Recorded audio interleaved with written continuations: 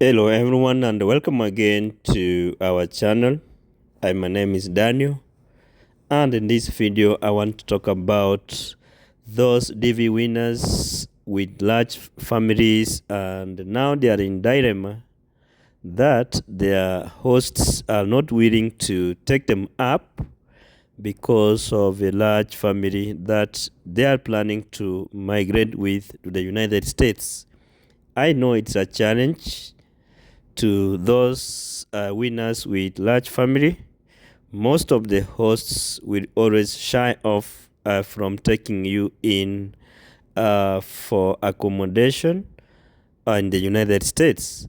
Most of them will be willing to give you the documents needed during your visa interviews, but when it comes to the time of you traveling and joining them, that's the time they will not be willing to take you in.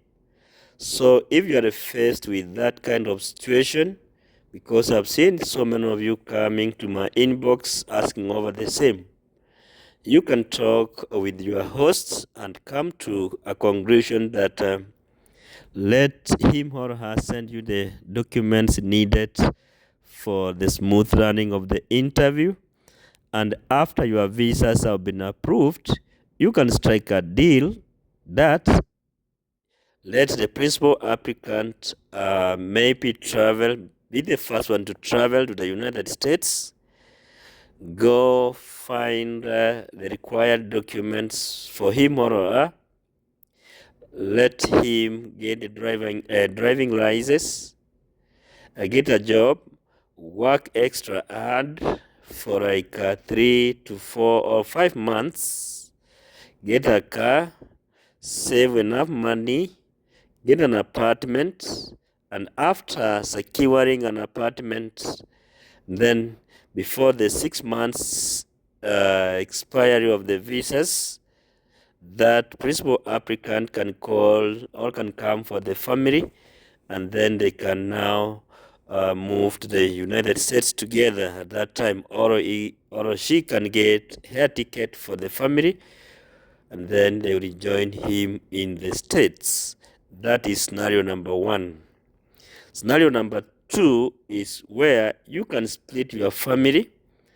After getting your visas, you can, if you can be able to get two hosts, you can split your family that your spouse goes to one host and you and other family member you go to, or members you go to another host.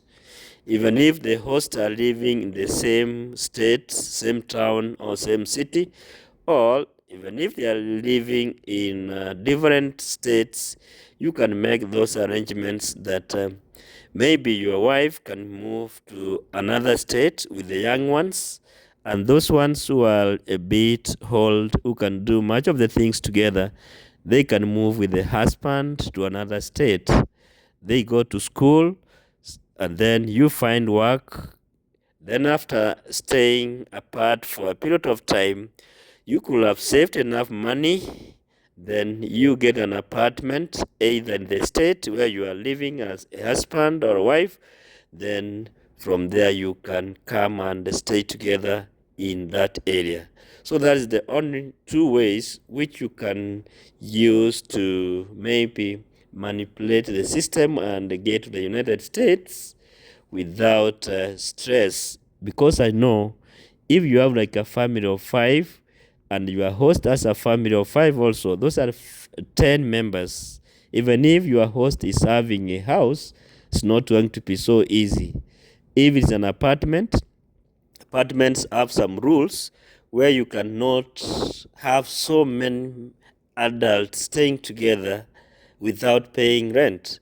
When you pay rent, they always ask for the number of adults who are going to stay in that house. Here in the United States, an adult or anyone who is above 18 years should or he or she is supposed to have or is our own apartment or a room. So that's why when you move in the apartments, they will ask you to list down the number of people want to stay in the apartment you are renting, and give their names and their ages. If they find that there is someone who is above the age of 18, that person will pay separate rent.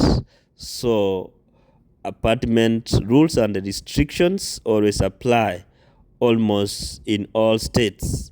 So guys, do not leave your family behind saying that they will join you later, not taking them to your interviews because of your worries, because of the worries that your host is not going to give you the accommodation that you need. Even if you have a young kid and your wife is the one who is the principal applicant, you can also make an arrangement that you can go with your wife and the young kid, leaving others behind. Go find a job, work hard as the husband and the head of the family, and within a short period of time, you get your own money, get an apartment, get a car. Then from there you can come for the rest of the family members. So it is always possible as long as you can sit down and agree as a family on the best way to go about it. So as I said in the beginning, do not leave your family behind because of resources. The few amount of money you have, you can use it to get your medicals done, get your visa fees paid for. Then after that, you can go and come for them before the 6 months period expires. I've seen so many people when they feed the DS-26, they say, I don't have enough money, so I don't want to include my spouse or my kids in my application, and they just check to join the principal applicant later. Then later means that you have to work, you have to live in the United States for more than 3 years or 3 to 5 years, and then you become a citizen. That's the time you'll be fighting for them to come and join you, which is not easy. It's strenuous, guys. If you can, you never know how the day unfolds. You can be able to get money in few months to come. So the first thing or the most important thing is to start the process.